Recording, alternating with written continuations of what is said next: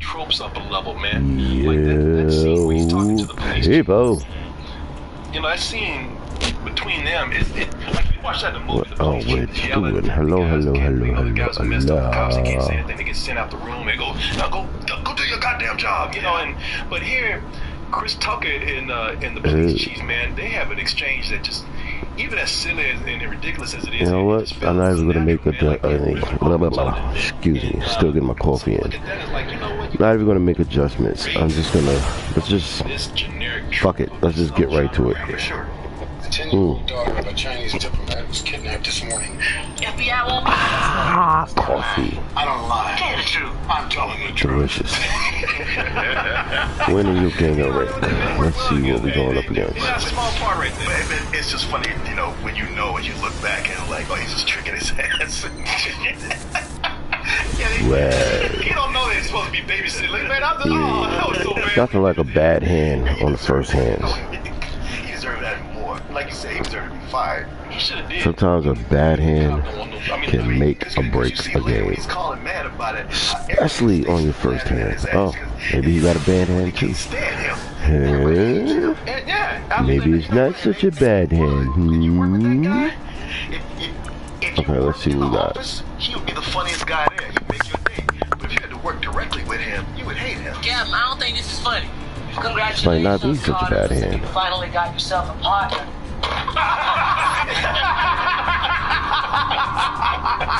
Let's go here. This character could have Let's been try very annoying because apparently he is annoying in this But Chris Tucker, man, his comic timing is brilliant. Everybody loves this. I remember this is one of the scenes that sold the movie because they gave the clips out to Chris. I remember we were reviewing this movie, and that's one of the funniest things that they sent us. You remember that scene where you got just out of the blue, some foot just hit him in his mouth? Oh yeah, just out of the blue. No. We quote that all the time. Billy quote that all the time. Well, maybe it's not a bad hand. Which one of y'all kicked me? Man, it's like somebody had a rubber leg. He just swung it at his ass. You know, to be honest with you. Not yet. Chris Tucker reminds me of Billy. Yeah, kind of. Yeah, I see that. Chris Tucker is Billy in this movie. Let's see if this works, y'all. This might work. This might work. Might be a quick finish. He just had me laughing through this whole movie, man. I don't think I appreciated this movie back then. Oh, you son of a bitch. That was just childish. Because he walked in the room, one of the dudes punching his stomach. Well, let's let him get rid of it now, right? You can only have one. Jackie Chan in this, man. So I don't waste it. So one of the things where that makes this movie still up to date to where we can ignore, you know, some of the racial stereotypes and tropes that they have up in this film is that, you know, Jackie Chan. I think he realized it. Him being the hero. Yeah, because they put a lot of Chinese people and Asian people in a favorable light in this movie. Oh boy, that is the thing. Like, racist because the Asian people are not put in a bad light. They're not made to look bad. It's only the people who say stuff about them, who insult them, who look bad. And there are people like that. Yeah. And so the movie's kind of more natural than you think it is. You know, these people. You know, the movie's not afraid to just show these people just being shitty people sometimes. Yeah. And the movie opens up with Jackie Chan being the hero. Helps I wonder. Stuff, man. I wonder. You know, let's see something, y'all. Let's want to see something. Stunts and fights that we love. I wonder.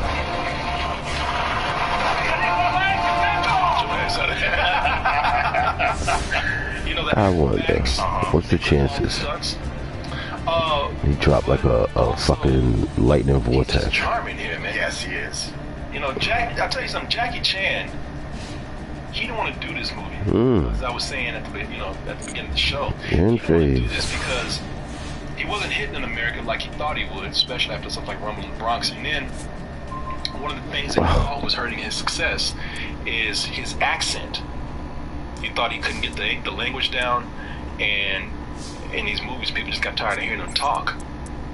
And in this movie, what they did was, and his manager even said, "Hey, do this. You know, I know you're self-conscious about your accent, but your broken English will work to your advantage here."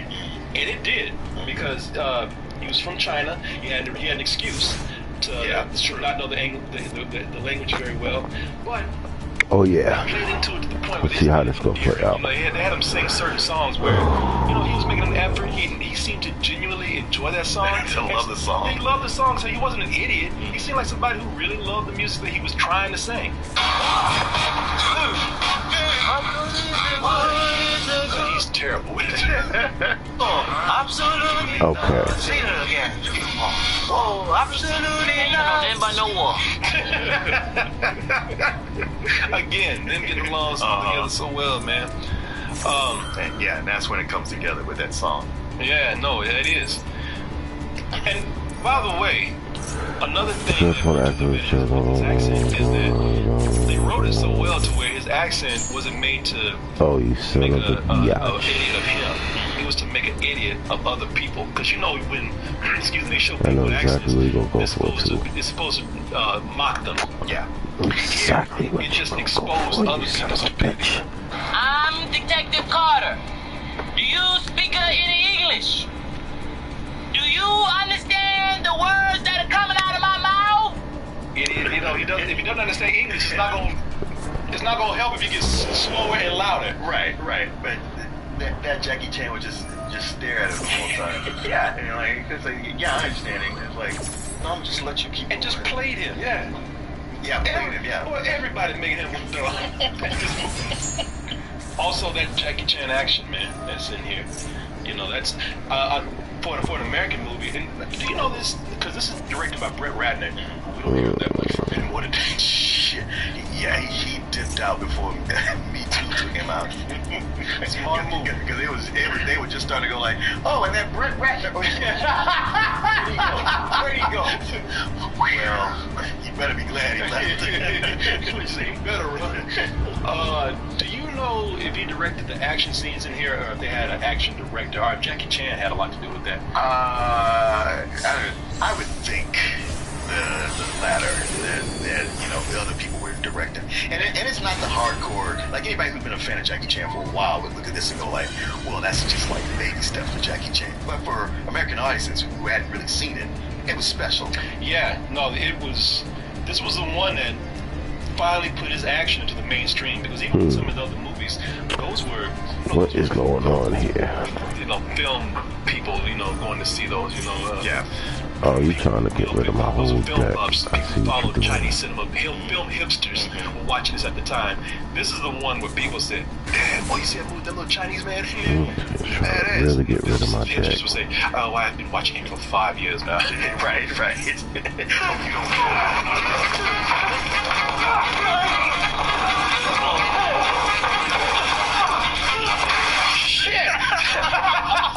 Look at your opponent's what? I mean, the thing about Jackie Chan's action, one, that, you know, he based a lot of it on the silent film stars like Buster Keaton and Harold Lloyd. But also, you know, he would take some punches, he'd take some licks. Yeah. Which made it, you know, felt all the more realistic. Like, you got into it, as opposed to the invincible hero who just beat up everybody without getting a mark on him. And Ron said, here's something that might enlighten us a little bit. That's some bullshit. Isn't it bullshit that some companies make their employees work in dark, cramped conditions? Is that good for business? At Vital Farms, we believe happy employees are good for business. Vital Farms, keeping it Yo, dirty rat. During walkthroughs, Jackie would recommend action/stunts based on locations and request props. So, of course, he had a lot to do with that. Of course, I thought that. One thing to see about the man, he knows how to use his environment. Sure does. No, he's like great. When you put him versus the Equalizer in a Home Depot, I don't know who would come out of that. Oh, that Home Depot wouldn't be there no more. And I would say, you talk about the two leads, man, it's mostly just the chemistry between those two.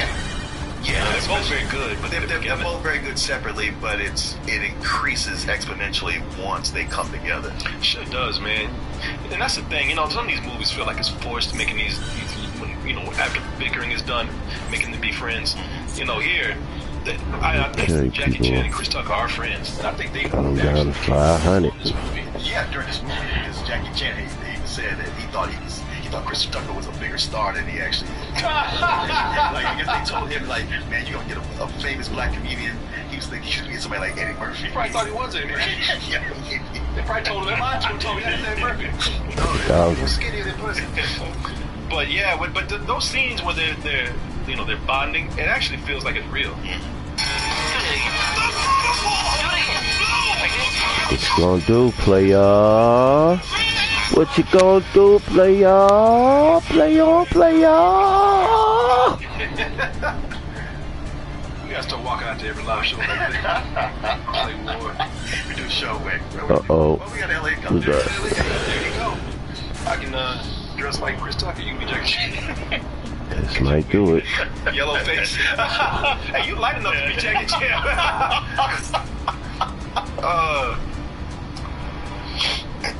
So, you know, when you see them bonding like that, because at some point they got to work together to take down the criminals. So that just makes us feel like, you know, when the payoff is there, with them fighting, is, you know, it's because they were getting along so well before.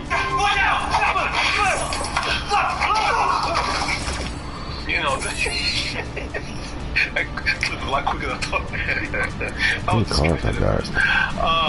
27. Man, I laugh so much at Oh boy. this movie, man. The humor from these two amazingly talented people. You know, it just transcends everything else in this movie. Yeah, I was laughing so hard at this. I'm glad I watched this again. From the deck to the hand. I will say this, we're about to wrap things up, unless you want to add something, two things too. So think about that, you know. Go ahead, send somebody to the grave. I will say, you know, it's always interesting looking at these movies. Send someone to the grave. Things have changed, including attitudes. You see how attitudes have changed, you know, over the years. Yeah. You send 3 cards, you finish. You send 1 monster, it's over.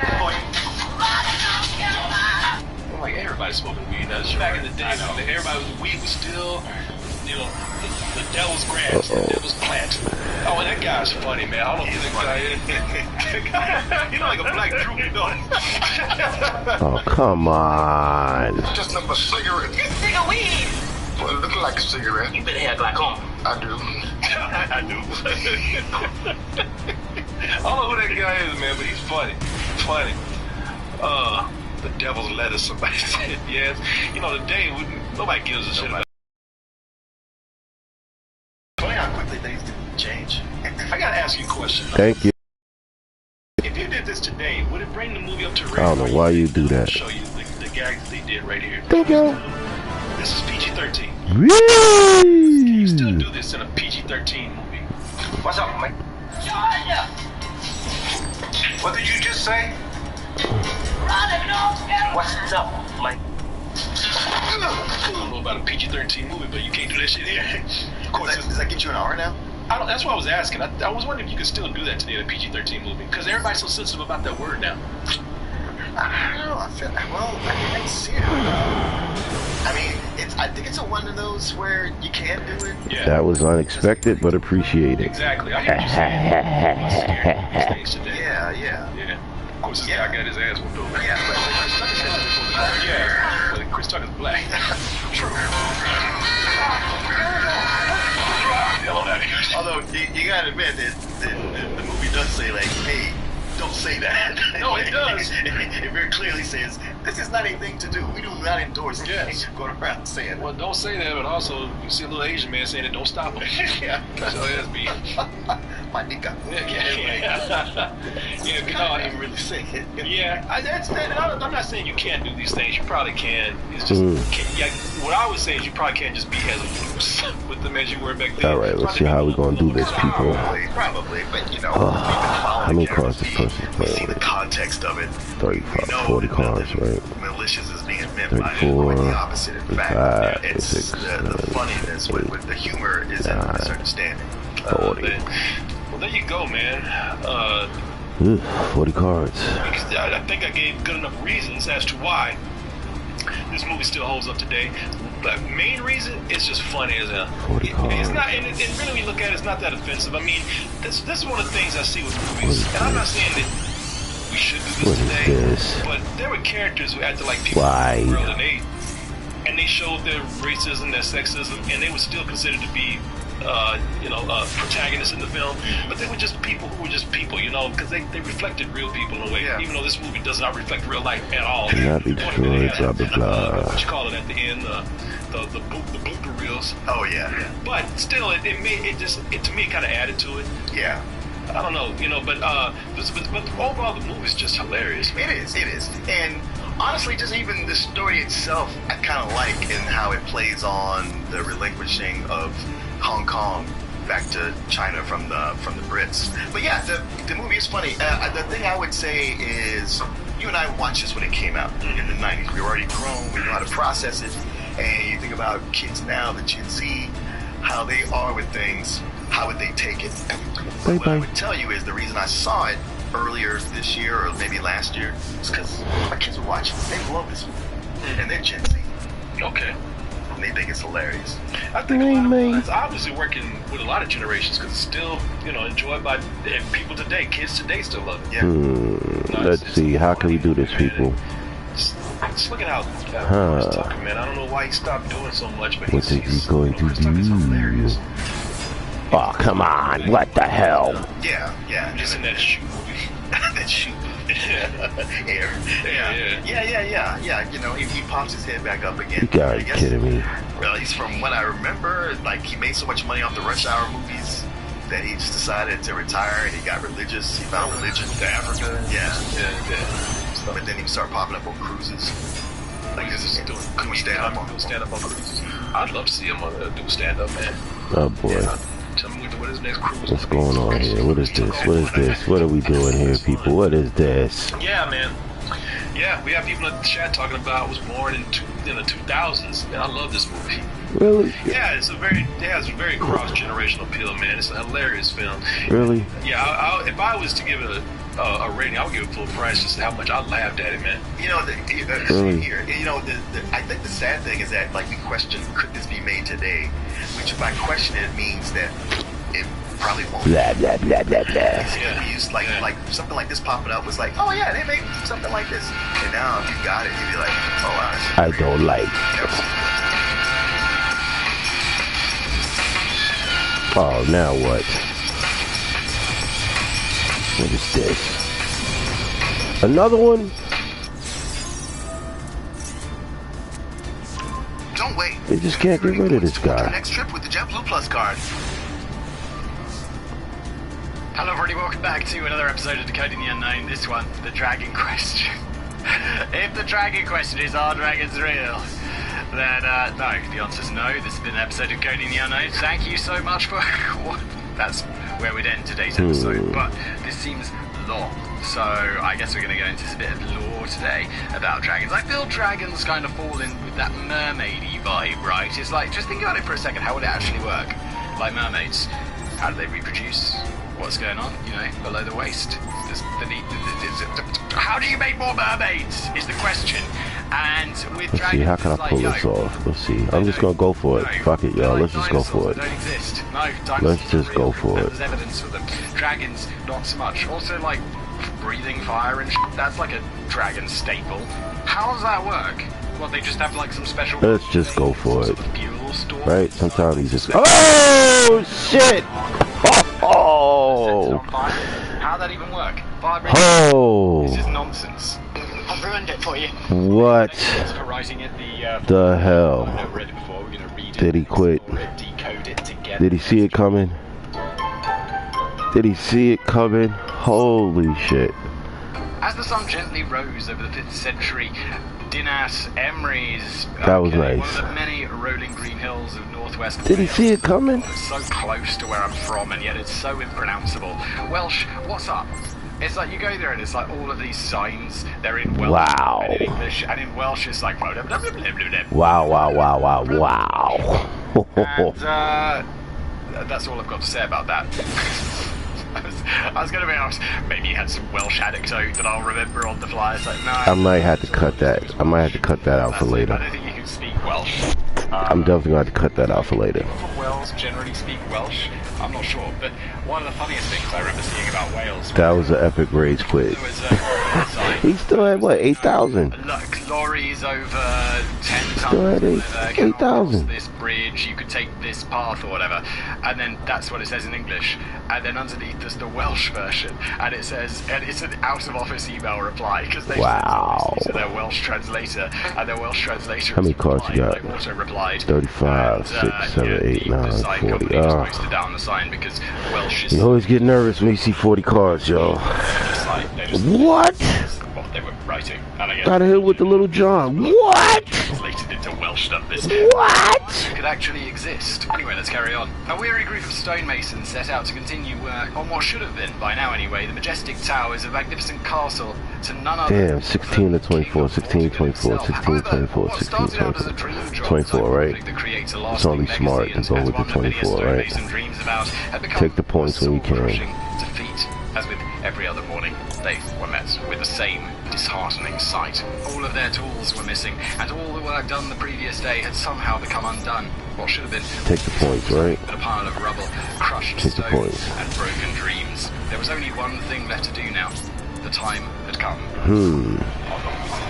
This is not history. I'm glad I stumbled upon this little card here. Something is like, and they went to work every day, and all the work was undone. It's like a fish version of Mataza. Mataza's fish. Continued their stonemasonry. Like there's a lesson in here somewhere. Like you know when you're reading a story, you know it's fake. Here we go. And the lesson is just a bit too obvious. Although what's this lesson? If I think he just wanted to see what I was gonna do. My videos from yesterday got no. Said one dragon monster from your deck I to the would just not make graveyard. more videos. I'd be like, what's the point? A dragon card or monster? But I also like people watching it.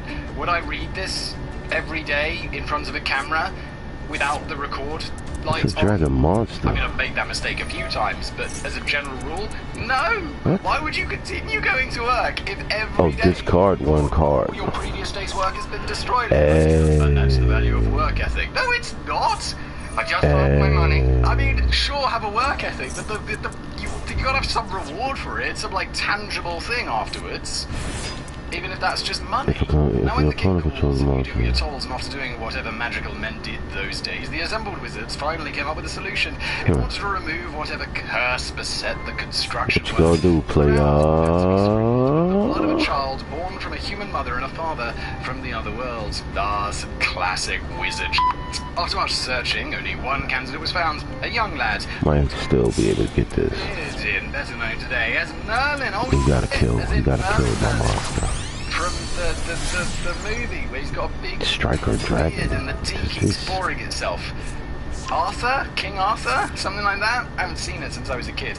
This is one of those ones where I'm like, my knowledge now of this is extremely limited, but in a few years my knowledge is going to be powerful, because my kids are going to get to the age where they can enjoy these sorts of movies. Right now we have like What is this? and all these other Supposed to hold 2 rocket monsters with different names in your hand and blah blah blah blah. Worse. And at some point they're going to be able to What is enjoy this? movies like Arthur or whatever that it was, and I'll probably be like, I'll get all nostalgic for it. Merlin, probably being a typical teenager, decided that dying in the name of construction was not how he wanted to go. Okay. That his castle was falling down every night because it was being built upon an underground lake in which slept 2 dragons, a white dragon and a red dragon. What modern This is gonna be one of those causing all of the trouble. Back in the 5th century, the blame take was placed 15 minutes to do a move. on those bloody dragons. The labourers got to work, and after digging into the side of the hill, discovered the lake that young Merlin insisted would be there. The lake was drained, and the 2 dragons awoke and started fighting. What's going on? The story's just getting crazier and crazier. It's like, how did they drain that lake? More importantly, how did you drain the lake without waking the dragons? This was the 5th century. You don't have some sort of magical pumps. Or maybe you do, because the main story what is this? so there could be magical pumps. The red dragon was victorious, and the white dragon fled, and Vortigern could finally build his castle. Destroy it. Oh, he's not even using this stuff. Come after the right-hand wizard, and all was well, except perhaps of the white dragon, who is now sadly homeless. This what does this do? Does it even matter? By the time I did even try to read the card, it's fucking gone. Science, what the fuck's going on here? Mankind had a better Oh understanding god, not this bastard. Dragons, like many other mythological creatures and tales Not of magic, this were often used to bastard. explain natural cycles and catastrophic events, from the dawn of creation itself to something as mundane as castle walls falling down, because the people of the time simply couldn't explain it away by other means. Oh, don't get so like... Sorry, that sounds like I'm being mean to Ilsa. I'm not. I'm just like, in general, don't be in the modern world. Oh, you wanna play that game, huh? No, yeah, we have science, but we also You wanna play the funny game, huh? tornado that keeps destroying Let me see our land and our field. It's like, there are people who will be like, it's the wrath of God for homosexuality or something Okay. insane like that, and it's like people You want to play the funny game, huh? like, we've got science. Then let's play the funny game. Dragons, you fools. But is there a grain Huh?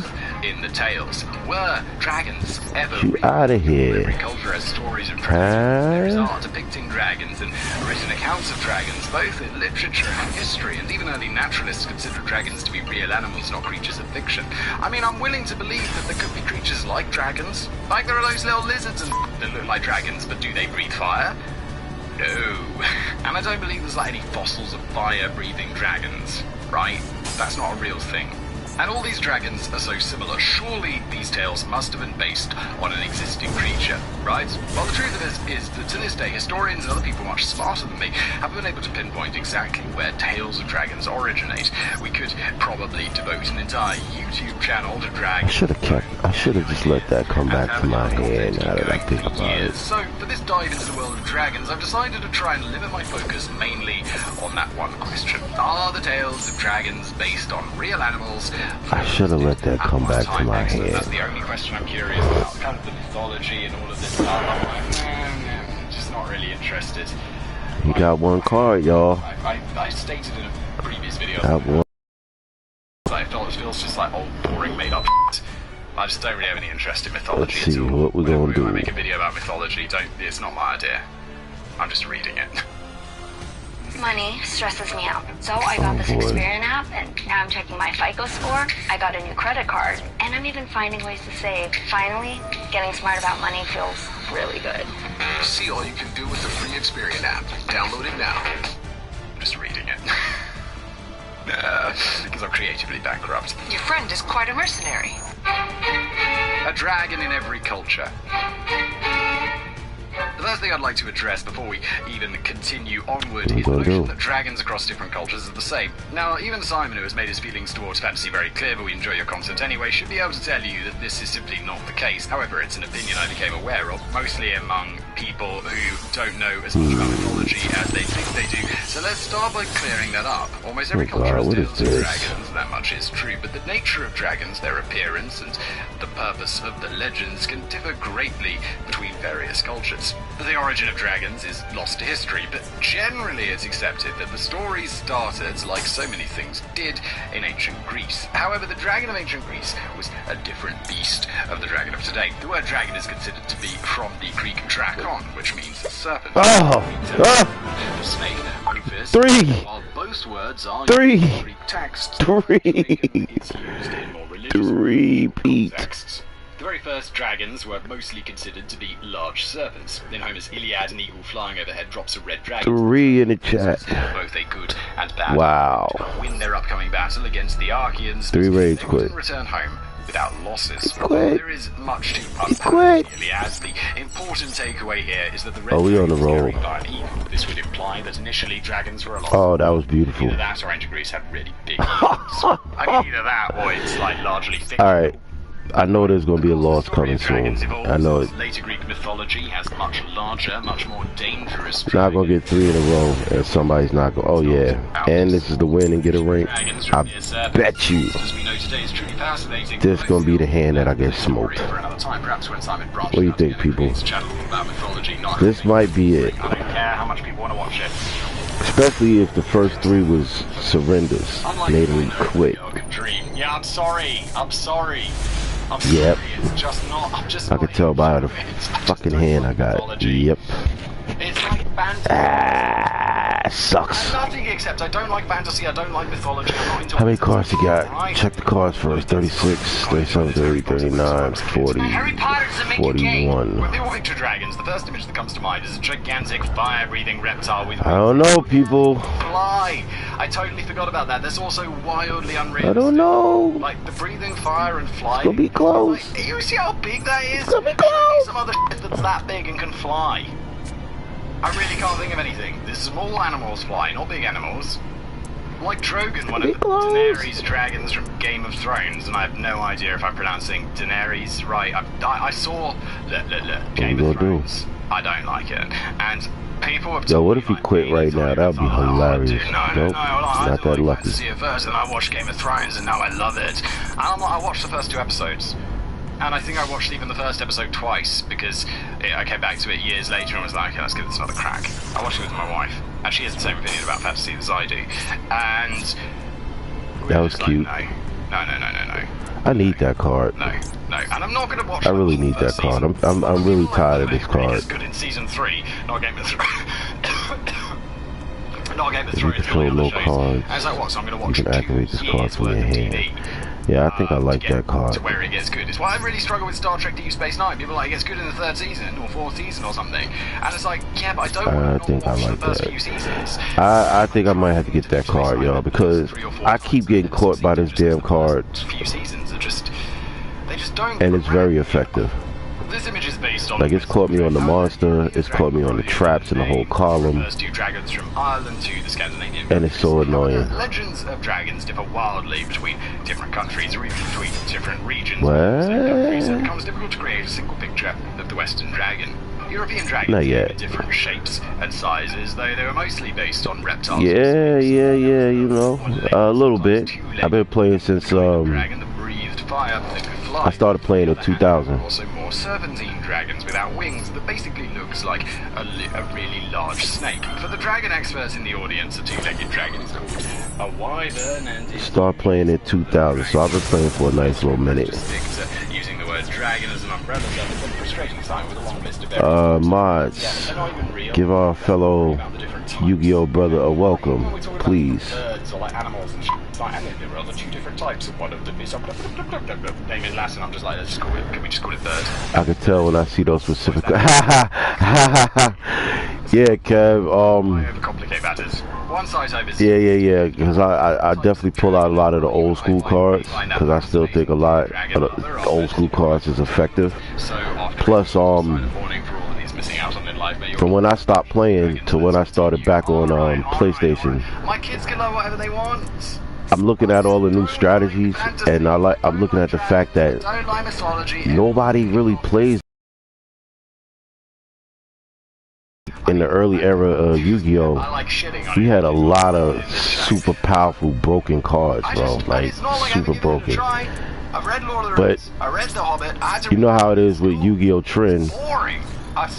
People like to keep up with the current, and never look back at the old cards like they don't matter, and they definitely matter because they're effective. Let's continue. Oh my God, I've heard a rant like this before. Initially, oh yeah, absolutely. On the role of protector, but more often they would be. Yeah, and see, that was my problem when I used to duel and go in tournaments to play. You know, like I like to stay truthful, faithful to. Hold on, let me stop this for a second. I like to stay truthful to my strategies that I've always played. Like I've always been a dragon duelist since day one. So every time I played, I themed my cards around my dragon deck.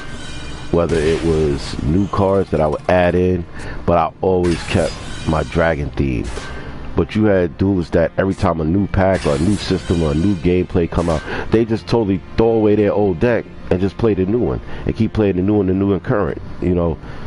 And to me, that's kind of corny. To me, it takes away from what like Yu-Gi-Oh was all about, especially if you somebody who started with the Gen 1, Kaiba, Pegasus, you know, Joey. It was all about building your own decks and keeping your own strategy and going up against people with your strategy, not what the current trend strategy is. So I always had a problem with that. And as you see, some of these old cards are effective, bro. You know? Let me see how we gonna do this. What is this?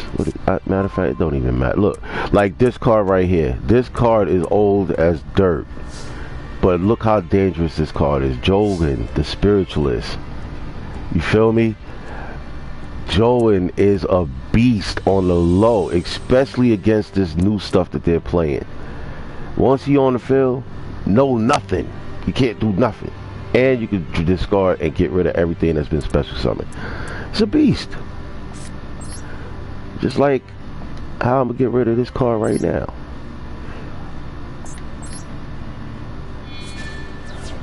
See ya. And take points. See what I'm saying? And these cards right here, these cards are a problem for these new era decks, because a lot of stuff that they block out where you can't summon, you can't do effects, you can't, they're immune to card effects, they're immune to effect damage, they're immune to all of this shit, but one summon and I get rid of their most powerful monster. That's what I was thinking, building. Hell yeah! If you build anything, yo, this dude is a god, man. Let's put some respect on his name. Jogan is a god. You know how many times I made people rage quit with him on the field? Like real talk. Uh-oh. Somebody must be like, yo, stop playing with me. That's all good. But yeah, definitely, man. When Jogan's on the field, can't do nothing. All this new stuff that they're playing. let's take some points. Plus, I like beating people with strategy, man. I don't like beating people with just like ultra cheat checks. I wanna be able to think and fight, like beat you in a good fight. But yeah, definitely the Kajus is a problem, because especially when you have these new players who they take like 10 minutes to set up 2 monsters, or like 15 minutes to do all the summoning to summon one big monster, because they figure that one monster, he negates effects, he negates summons, he negates attacks, he can't be destroyed. Alright, cool. But one summon and his ass is out of here. So, and then now you wasted all your cards, all this strategy to get these one monster built up, and all I do is summon one time and he's out of here. Totally different. You could target one face-up monster you control. You cannot declare attacks. But yeah, real talk, Kev. Thanks for coming through. You know, I'm on daily, so if you wanna hit a like sub, that's all good. If you're watching on YouTube, because I'm definitely on daily. Oof. I didn't even see what he did. I just looked away. It happens.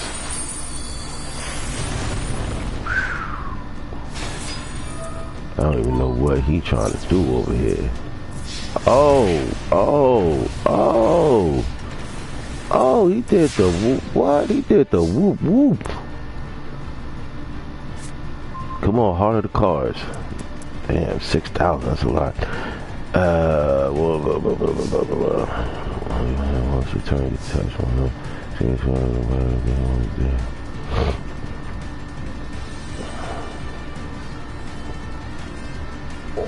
That's true. That is so very true, man. Let me see if this will work.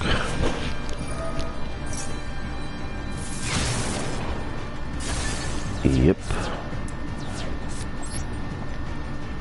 Oh, this is gonna make you mad.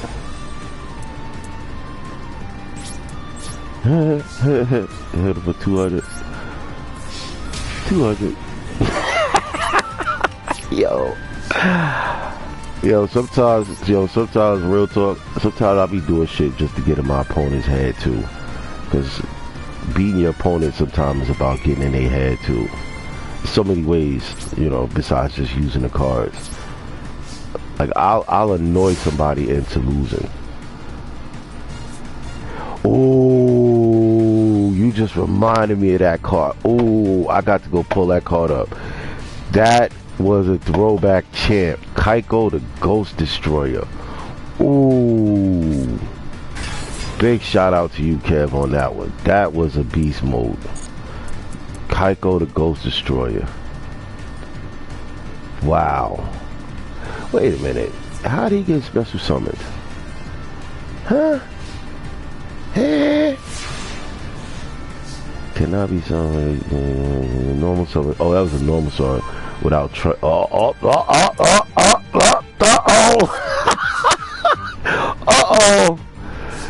Is it going to change? Is the tide going to turn very quick? What's going on? Let me get that. Let me hold that. Give a little boost. Get you for a little 1,000. He can't summon. Can't special summon. Get him out of here. I told you sometimes I will annoy a person in the losing just by annoying the shit out of them.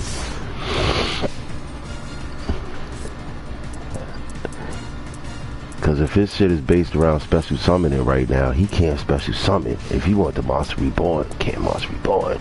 He want to do some fly special summon from the hand shit, can't do that.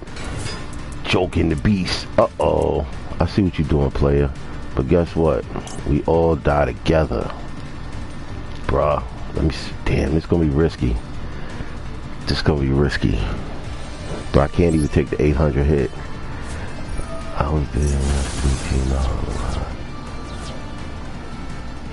Yeah, yo, that's what got me back. That's exactly what got me back. Because I was in Target having a conversation with one of my collector dudes. Oh man, damn, he might have me on this one. And we were talking about Yu-Gi-Oh! And I told him, I said, yeah man, I used to play since 2000. Used to go to all the tournaments. I even had like a Yu-Gi-Oh! Team. Our team was called Yu-Gi Mafia. And we go all around New York, Connecticut, Jersey, go all around dueling in tournaments. But then once it changed so much, you know, I just fell back. I still got my original decks and everything, all the old cards. I got all of them. And that's when he told me, he said, yo, you know it's on PlayStation. They brought it back. So I was thinking Duel Links, the one on the phone, because that's what I was playing for a while. But what I didn't like with Duel Links is that you had to earn the cards. You know, yeah, that too. And I didn't like the fact that Duel Links, you couldn't build your own deck. You had to earn the cards. You had to play through the stupid storyline that keep buying and earn the cards. But once I saw that they had this database, yeah, that's a grind fest. And they had this database with all the cards, and I could build my decks or any deck. I said, oh yeah, I'm back. And then I slowly start getting back into it. But I don't think I would ever go back out to play the physical. I don't think I would go back out to play the physical tournaments because it's just too much headache. Thanks to Jogan, we still in the game. Oh, damn. How can I play this? How can I play this? I want to see what that card is, though. I do want to see what that card is. Let's see what you got there, buddy. What is that, buddy? Ah, that's some bullshit. That's some bullshit. You can't even attack. Wait. That's my card.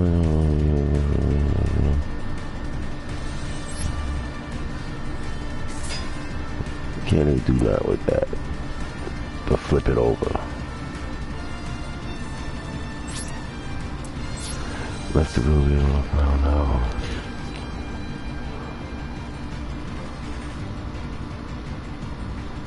Yeah, that was another headache. And then all the re-releases.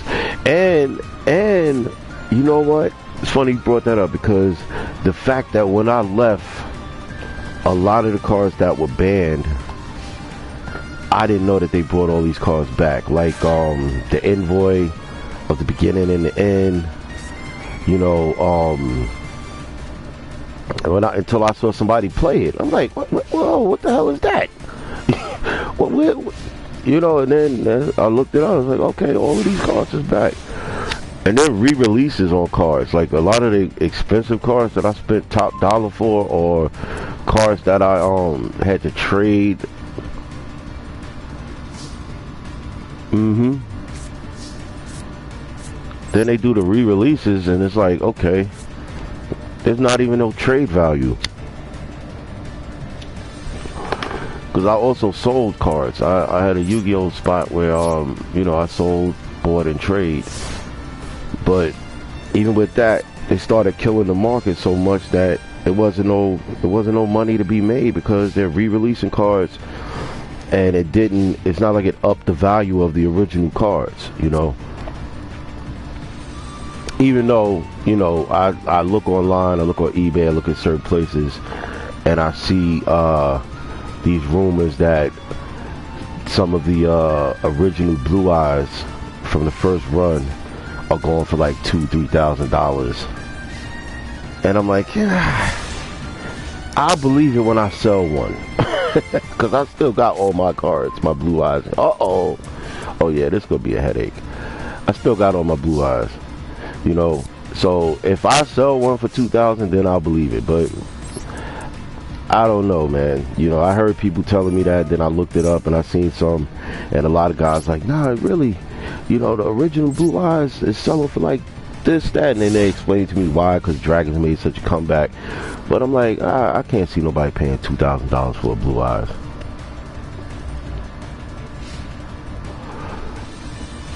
I mean, the highest card that I ever seen sold, and that's damn, it's going to show how much of a throwback. That was what was that? The gold sarcophagus or something like that. But it was the one that you could only win it in the tournament. Now they got it out. You could just get it. But back then, you could only get it from winning the finals. And I saw that card sell for like $5,000. And then I talked to this one kid who told me that he had met somebody who traded their Honda. I don't know why, but he traded the Honda for that gold sarcophagus card. Like, dude, you traded a car? Alright, we going too far, bro. Like, you traded a car for a Yugi card?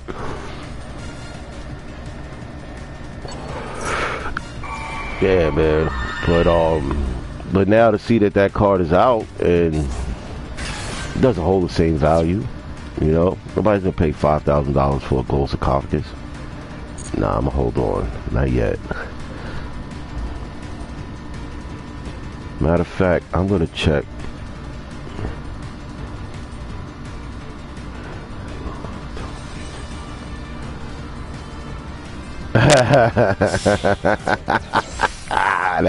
That's a good one. That's a good one. That's a good one. In the rebroadcast, I'm gonna pin that. I'm gonna pin that comment to the top in the rebroadcast, yo, because that was a good one, Kev. Yeah, when you late for work, you wish you could do that, right?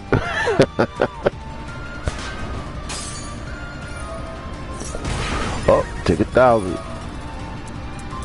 What'd he do? Still had to take 1,000.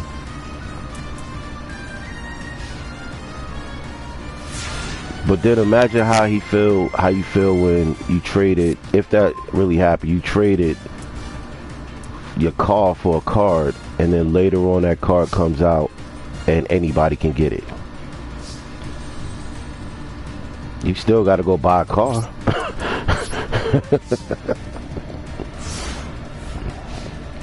Oh shit, still holding on with 500. You really putting up this is like a little dog fight, huh?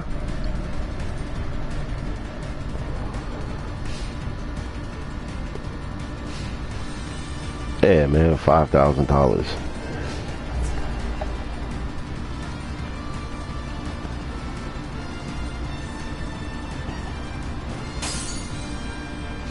Oh yeah, absolutely. And that was another problem with when I left Yu-Gi-Oh, the physical Yu-Gi-Oh. That was another reason why, because Konami kept hitting my cards, and after that last ban list where it hit like half my dragon deck. Like I had to take out at least half the cards, and most of them cards you were able to work around them. It wasn't like they were, unstoppable cards. They were able to work around. So I'm like, why would they do that? And I'm not gonna have to retool the whole deck because you hit me and banned. Yeah, Brett. You already knew. Red Eyes Metal Dragon. Yo, they hit me for that. And it killed my whole setup because I had it set up where I could bring out the 5-guard dragon easy. Sometimes 2 of them. And once that shit happened, it was over. It had me so frustrated. I was just like, you know what? I'm done. And I put my deck in the case and never opened that shit up. I think I stopped playing it like 2000. That was before I left the country, so it had to be like 2012 when I stopped playing. I still kept up with, I'd be at the store, see the new cards come out, I'd look at them and stuff like that, but that just totally killed my interest, man.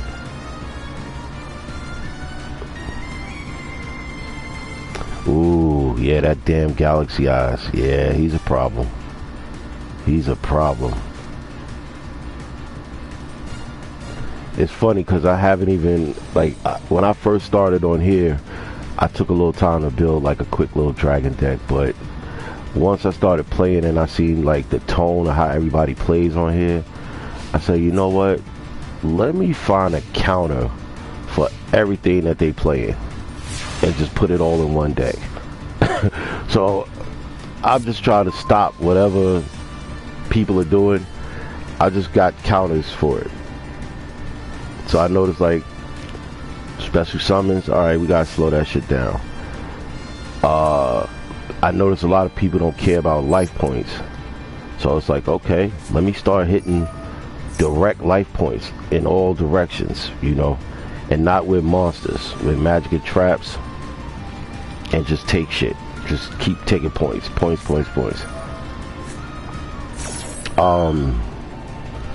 Then a lot of people play that whole where they build up all these powerful monsters, but I noticed they use so many cards to build up these powerful monsters because they trying to OTK in that one shot.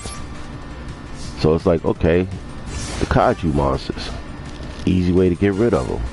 Lava golems, easy way to get rid of them, because it's not even going to stop it, and it's an easy summon. So yeah, I just started building around countering everything that everybody else is playing. Oh yeah, he's getting frustrated. Oh, he's getting frustrated.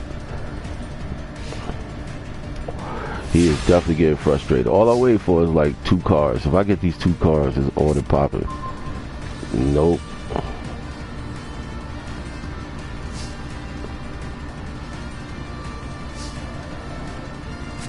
You know what? I'm gonna do that, but I don't want to kill myself by accident. Oh no, it won't work because now, shit. It's banishes, so it's not gonna go to the grave. He won't get the points.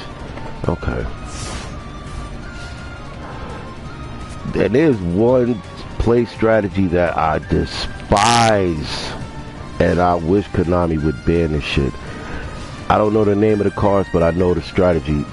Like, they pull out all these monsters, build up all the life points where they got like, let's say 13,000 life points, and then they XYZ summon this monster, and then when he comes out, you tribute and you hit the person for whatever built up life points you have, and then they hit you in one shot. I hate that shit. Oh, I hate that shit. They need to ban that, because you know how many games it's been where they'll go first, and once they go first, they'll do that whole thing, pull out all them cards, build that shit up to 13,000, hit me for the 13,000, and game over. And I didn't even get to draw. That's such a cheat. And Konami should know that that shit is such a cheat. Let's get rid of him. Yeah, Book of Moon. But the only problem, and I think that's why Konami needs to ban it, is or do something, is because there's been plenty of games where they drew first, and they got to go first, and had all the cards in their hand. Once they play it and hit me, what can you do? You don't even get a chance to set a card. And right there, that's why they should regulate it. Because if at least give me a fighting chance to set a Book of Moon or set something to stop it. But if he go first and he gets all the cards, he's gonna OTK you in the first hand before you even draw. And I've had that shit happen a few times. To the point now, if the person goes first and I see it coming, like, I won't quit, because you know you don't get no points if you surrender. I'll just let him go ahead and kill me, but I won't even think about playing.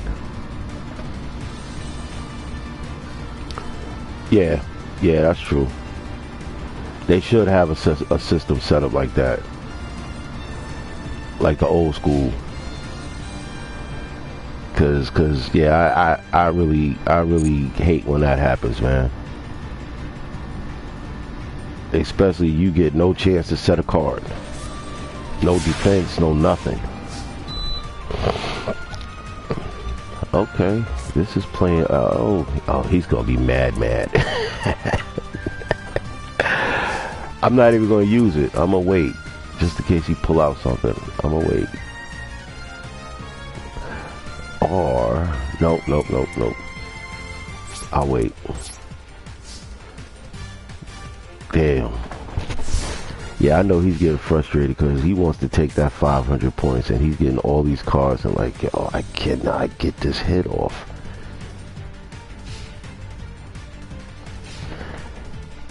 He lucky my cards is not coming. Where is my cards? Did I pull a feather duster yet? No, right? Oh shit, I didn't even pull a feather duster yet. Nope. Let me pull that. That would be hilarious.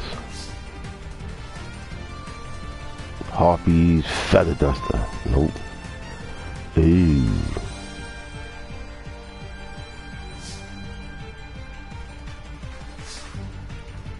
You know what? I was using them. I was using messenger piece at one time. And every now and then, like what you were saying about being able to swap out cards if you had like side deck, I would definitely side deck it. But I definitely had them in and then I took them out. I just recently took them out. But the messenger piece definitely works. And that's an old school card. That's a beast.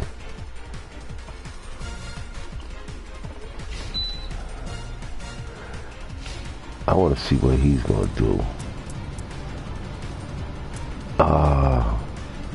Yo, where is my Mataza, man? If I could, I got two of them and I ain't drawn neither one of them yet. Nope. And I ain't drawn my fish. Oh, that's funny.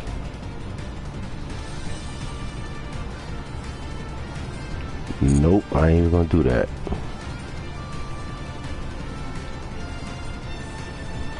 That's funny.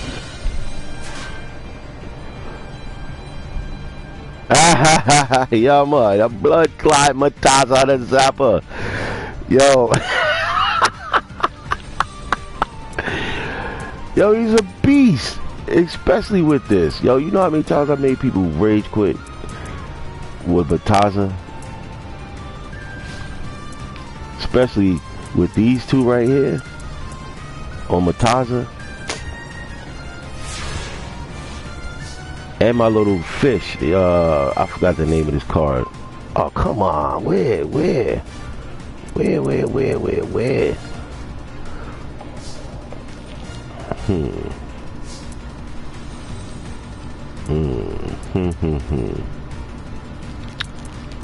How can we do this?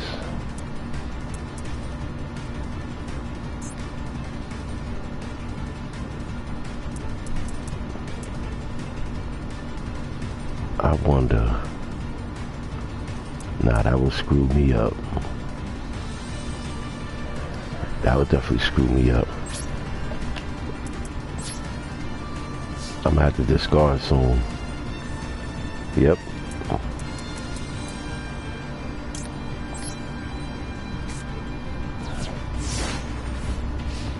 Yeah, that Mataza boy, he's a problem. He is a problem. Oh man, what's going on? What is? Yo, this is crazy. This is crazy. How many cards? Oh, you only got 4 cards left. You only got 4 cards left. You better do something soon, player. Battle phase. What? He only got 4 cards left. Yo, he's gonna be mad if he deck out. Yo, and I sat on 500 points for the rest of the game.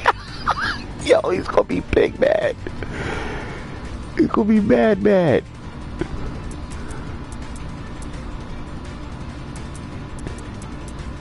I just realized that. Something told me check his deck count. Yo, what does he get rid of?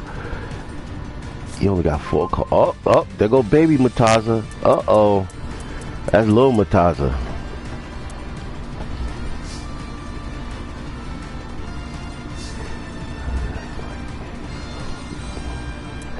Oh yeah. It's all a learning experience. That's the whole point of Yugi. Ooh, if I could... Damn, how could I do this?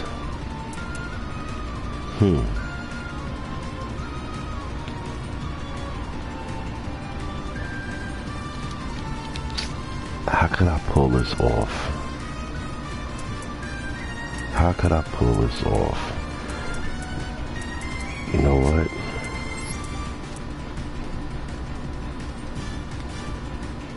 Cause I don't want to discard.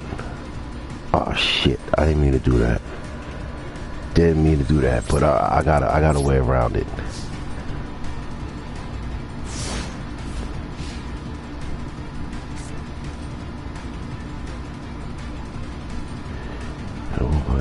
Strategy with singing.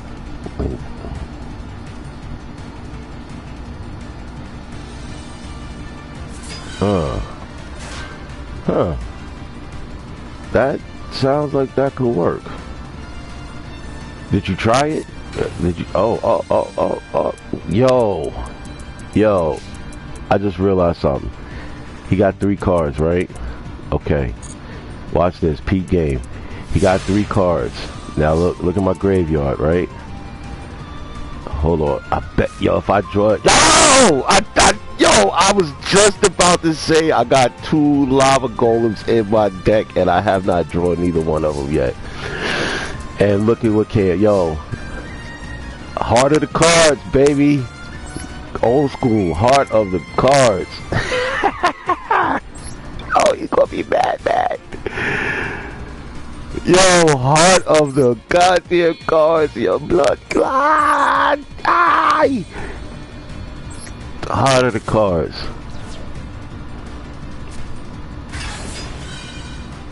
Oh, he's gonna be mad. Yo, if he might rage quit. Look, 3 cards left.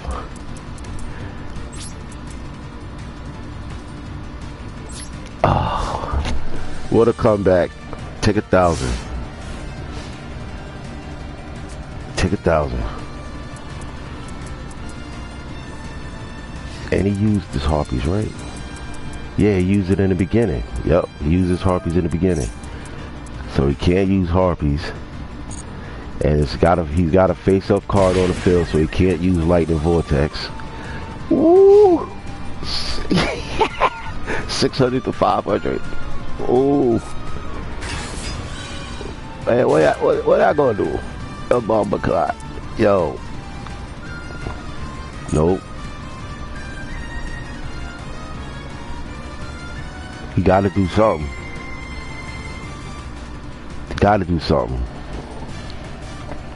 Cause either you gonna deck out or you gonna get hit for that 1,000. What are you gonna do? Gotta do something. Where we going? Is he gonna quit? Where we going? He thinking about it.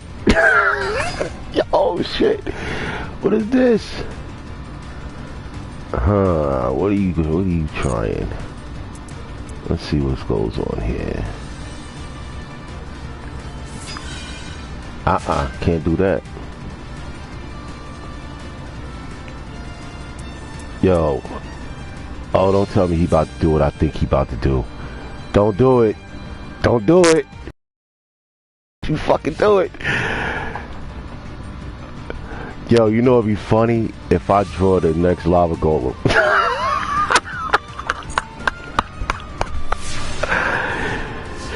Oh my god. Yo, heart of the... Oh, come on. Heart of the cards, man. Yeah, it's over. And you know what I really want to do, but I'm not going to do it because I'm not going to take a chance and mess myself up. This card right here, Double Shark, has the same effect as Mataza the Zapper, right? Can attack twice. I was going to take him, bump him up, and attack. But what would be crazy is if he got like a magical cylinder sitting there and I kill myself trying to be thirsty. So what I'm going to do is play it smart, play to win, drop my little buddy here, so if he attack him, he gonna take 1,000. If he attack him, he gonna take 16. And if I pass, he gonna take 1,000. Yeah, and that's the worst way to lose, cuz. Yo, that's the worst way to lose. Like, if I was being thirsty and try to be like, yeah, I'm gonna just overkill, hit him for like 5,000, and he got a damn magical cylinder, and I kill myself, I'd be pissed. Stand by. Boom! There we go. Get him out of here. Get him out of here. What? Your blood. Yo! Woo! What a comeback. I might have to chop that up, yo. I might have to take that out and put that as its own video in the rebroadcast. What a comeback. What a comeback. See? Old school cars still work, man.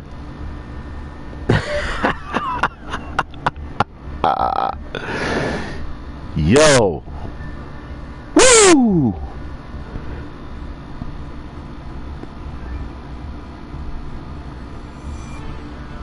Yeah, yo, you know what? You're so right. You're so right. Because if you notice, that's exactly what I was doing. I'm reading his deck, I'm reading the cards, and I'm predicting movements because we know the strategies from playing for so long. Because, I mean, shit, if I started in 2000, that means that's what, damn, that doesn't sound old. It's 23 years of playing Yu-Gi-Oh! You know what I'm saying? I'm like Pegasus right now. I got the eye. I'm seeing your cards. Seriously, man. Seriously. Wow.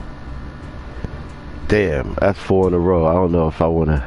I know I'm going to take a loss soon, though. I know I am. I'm not even going to sit here and let my head blow up like I'm not going to take an L soon. But that 4 in a row feels great.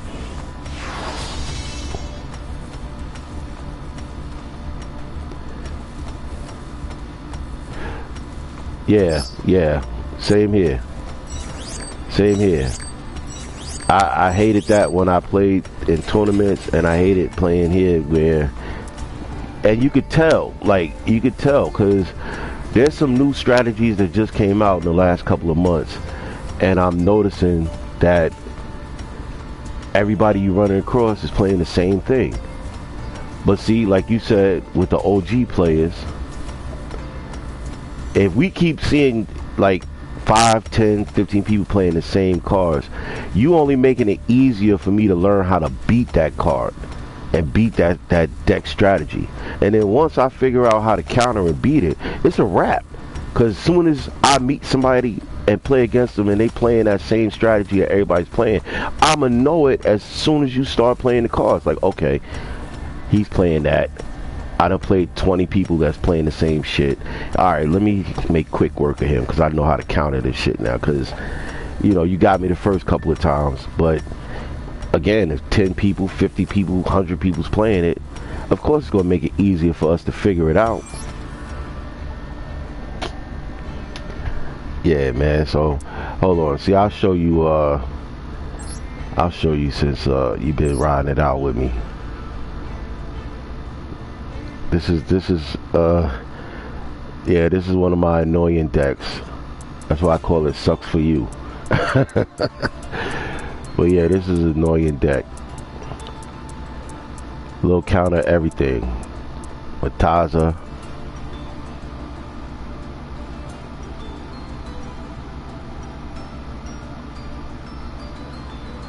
Oh yeah, definitely. Yo, just subscribe, man. Subscribe so when let me know your channel. Matter of fact, I'll go to your channel after I finish here, cause I'm gonna have to jump off. I gotta go do something for like 20 minutes, and then I'm gonna jump back on. So definitely, I'll always come through. Like, I support everybody that supports me. You feel me?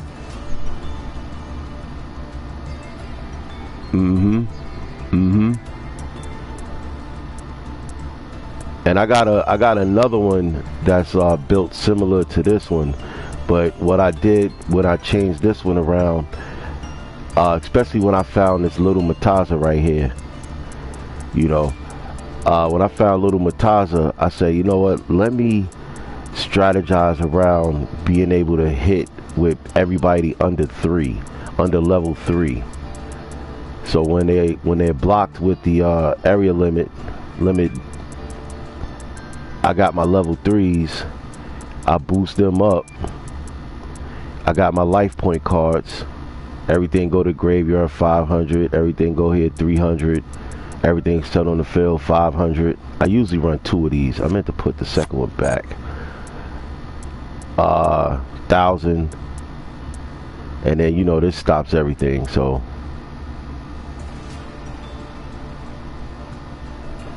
yeah, anything you want to recommend. And then I found this guy right here. Level 3 XYZ. It's called Lose a Turn. Let me write that down. Lose a turn. Bet. I'ma definitely lose a turn. What is it, trap?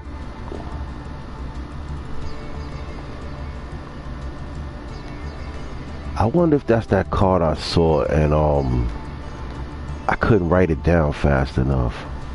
'Cause I know there was one card I saw that I was like, oh, this could work. Lose a turn. Wait. Oh, continuous trap.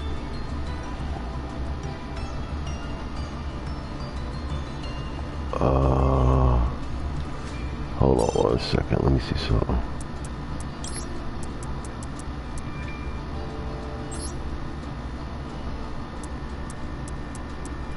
Where is it? Oh, lose 1 turn. Is that it? Activate only if you control no special summon. While monster face up on the field, negate these effects to turn the monster special effect. If affect monster sign, change it to defend. Ooh.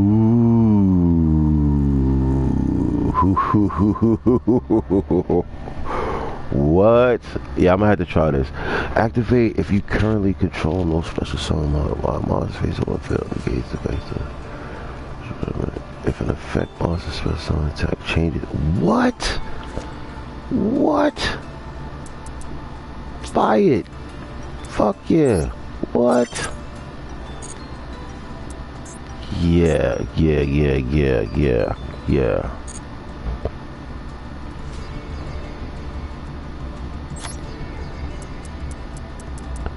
I gotta make sure I remember this card. I gotta make sure I remember this. How many? Oh no, that puts me at 44. Shit. I gotta narrow back down. At least minimum of like 43.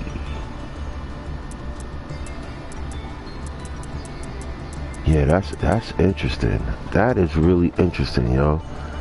Activate if you only control no special summon monster. While monsters faceable to field, negate its effects through an eternal special summon. If an effect monster is special summon attack, change it to the defense position. What?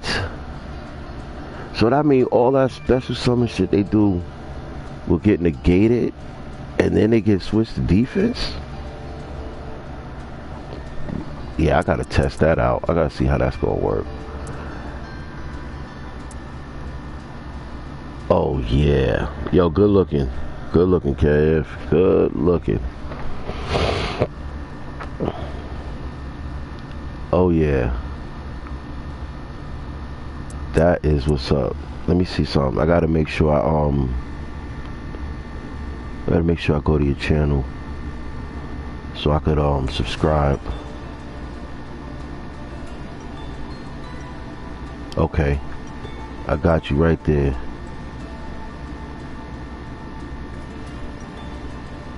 Yo, it's funny, bro. You look like my little cousin. Word up. I had to look twice. You look like my little cousin in South Carolina. Swear to God. I was like, holy. I was about to say, yo, cut, what you doing on here?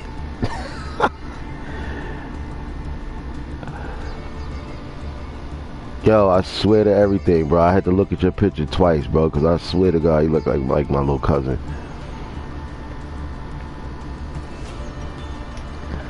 Okay, Yard Man. Why I'm Yard Man? I got some of my dudes I mess with that straight from Yard. Straight from Yard. Matter of fact, Kev, you know what? Since you've been a real rider, hold on 1 second. Since you've been a real rider, yo, this one's for you, Kev. This one is for you. I'm gonna have to put you down with the mod team too, because I definitely, matter of fact, one of my dudes I play with, I'm surprised he ain't on right now. That's one of my little yard homies. Yo, hold on. This is for you, Kev. You know where we going. Yo, I was knocking this shit all night Saturday night, bro. I was riding around the car, mean mugging everybody listening to this joint Saturday night. What?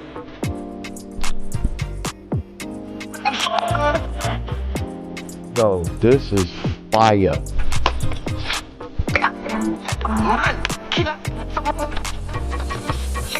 What?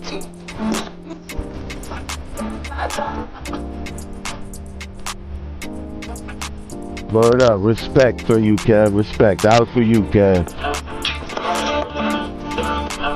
Big up.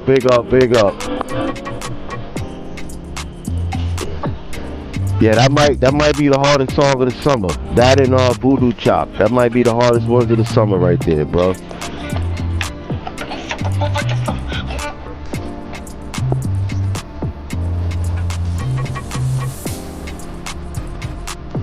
Yeah, I know. That's why I had to back up. But you know, I know how to time it a little good. You know what I'm saying? I've been on here for a minute, so. But definitely. Damn, what time is it? 12:50. What I did? Hour 30. Yeah, if you on later, jump back in, cause definitely respect, my youth. Respect. I gotta go do something real quick, but I'm definitely coming back. On. So between Yu-Gi-Oh and the other game I played, Warframe, I'll be streaming those two games, you know. But I'll be on both of them heavy. And I just subbed to your channel. And you know what? Since you're a real one, hold on. Let me see something. How could I do this? Oh no, I gotta do it from here. Hold on 1 second. Since you're a real one. There you go, my youth. Since you're a real one, I'm going to bless you with the blue wrench, my youth. Just for being a real one. So anytime you jump in, you got that blue wrench. Salute to you.